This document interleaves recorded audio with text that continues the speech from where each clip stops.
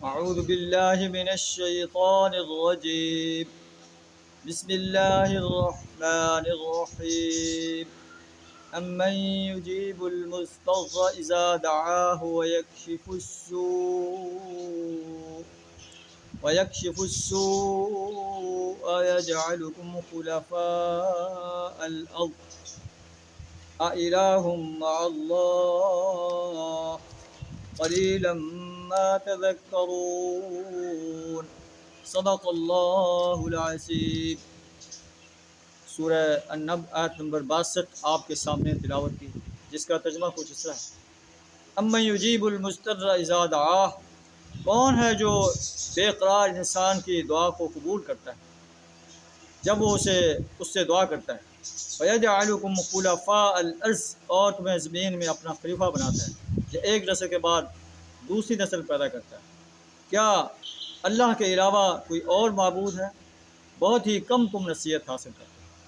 تو انسان جب بے قرار ہوتا ہے، پریشان ہوتا ہے، تو وہ تمام جو دوسری ہستیاں ہیں جنہیں وہ اللہ کے سوا پکارتا ہے، بتوں کو پکارتا ہے، انسانوں کو پکارتا ہے، انسانوں کے قبروں پر مزاروں پر جا کر ان کو پکارتا ہے، انسانوں کے آستانوں پر پکارتا ہے، انبیاء کو پکارتا ہے، اولیاء کو پکارتا ہے، انسانوں کے جو نیک انسان ہیں ان کے جو آستانے ہیں ان پر جا کر پکارتا ہے. جب اسے مصیبت آتی ہے تو ان سب کو پکارنا بھول جاتا ہے، صرف اللہ کو پکارتا ہے کہ اب مجھے جو ہے اس مصیبت سے صرف اللہ ہی نجات دے سکتا ہے. اللہ پتہ ہے کہ جب مصیبت میں تمہیں اللہ نجات دیتا ہے، پریشانی میں تمہیں اللہ نجات دیتا ہے، تو تمہیں باقی بھی ہر حال میں اللہ ہی تمہاری مشکلات کو حل کرتا ہے، تمہاری ضروریات کو پورا کرتا ہے، تمہیں ہر قسم کے ساز و سامان دے رہا ہے. تو پریشانی میں بھی اور خوشی میں بھی اس اللہ کو پکارو جو تمہارا خالق ہے، تمہارا رازق ہے، تمہارا مالک ہے. تو ابن کثیر نے اس بارے میں ایک واقعہ بیان کیا ہے.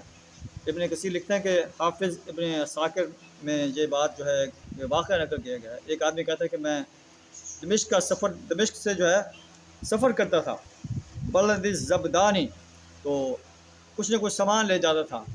تو مجھے ایک دن جو ہے میں سفر کر رہا تھا، ایک آدمی مجھے ملا، اس نے جو ہے مجھے کہا کہ آپ مجھے اپنے ساتھ سوار کر دیں. میں نے اسے سوار کر لیا. میں اپنے راستے پر جا رہا تھا تو اس نے کہا کہ یہ راستہ زیادہ قریب ہے، شارٹ کٹ ہے، اس راستے سے جاؤ. میں نے وہ راستہ اختیار کیا. تو ایک جگہ ہم ایسی جگہ پہنچے جو بڑی گہری وادی تھی، اس میں بہت سے جو ہے لاشیں پڑی ہوئی تھیں، ہڈیاں پڑی ہوئی تھیں. اس نے کہا کہ یہاں مجھے اتار دو. تو میں نے جو ہے اپنا خچر جو ہے وہ روکا اور اس کو اتار دیا. اس نے اپنا ہتھیار نکالا اور مجھے کہا کہ تم نیچے اتر جاؤ. تو میں ڈر کے بھاگ گیا. اس نے مجھے پکڑ لیا. تو میں نے اسے کہا کہ یہ خچر اور اس پر جو سامان ہے یہ اسے لے لو. اس نے کہا ہوا لی، وہ تو میرا ہو چکا ہے. انما اريد قتلک، میں تو تمہیں قتل کرنا چاہتا ہوں. میں نے اسے اللہ کا خوف دلایا لیکن اس نے میری کوئی بات نہ مانی. آخر میں نے اپنے آپ کو جو ہے خم کر دیا اس کے آرڈر کے آگے کہ اب میں کیا کر سکتا ہوں. تو میں نے اسے کہا کہ آپ مجھے 2 رکعت نماز پڑھنے کی اجازت دے دیں. اس نے کہا ٹھیک ہے، جلدی جلدی پڑھ لو. تو میں نے 2 رکعت جو ہے ادا کرنے کی نیت کی، اپنے ہاتھ اللہ کے دربار میں باندھ دیے. میری زبان پر کوئی الفاظ نہیں چل رہے تھے، یہاں تک کہ اللہ نے میرے اوپر جو ہے یہ الفاظ القاء کیے: امن یجیب المضطر اذا دعاہ، کون ہے جو بے قرار کی دعا کو جو ہے قبول کرتا ہے جب وہ اسے پکارتا ہے. میں نے یہ دعا پڑھی اور دعا کا پڑھنا ہی تھا کہ میں نے ایک جو ہے گھڑ سوار کو دیکھا جو وادی کے ایک حصے سے نمودار ہوا. اس کے ہاتھ میں ایک جو ہے ہتھیار تھا. اس نے اس انسان پر اس ہتھیار سے وار کیا اور خر سریعا، وہ شخص جو ہے جو مجھے قتل کرنا چاہتا تھا گر پڑا اور اسے جو ہے وہ مر گیا، قتل ہو گیا. میں نے اس فارس کو دیکھا، گھڑ سوار کو دیکھا، وہ چل پڑا. میں نے اس سے کہا باللہ من انت، تو کون ہے؟ اس نے کہا انا رسول الذی یجیب المضطر اذا دعاہ ویکشف السوء، میں اس کا فرستادہ ہوں جو مضطر کی دعا کو قبول کرتا ہے جب مضطر انسان اس کے سامنے دعا کرتا ہے.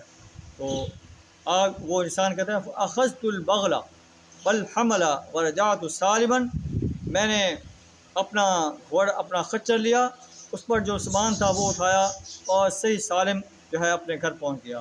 یہ ایک منظر ہے کہ جو انسان اللہ کو بے قراری کی حیثیت میں یا کسی حیثیت میں پکارتا ہے، اللہ اس کی دعا کو قبول کرتا ہے اور اس کو اس غم سے نجات دے دیتا ہے۔ اللہ سے دعا تعالیٰ ہمیں بھی اپنی ہی ذات کو زندگی کے ہر لمحے، زندگی کے ہر مشکل میں پکارنے کی توفیق عطا فرمائے۔ وآخر دعوانا الحمد للہ رب العالمین۔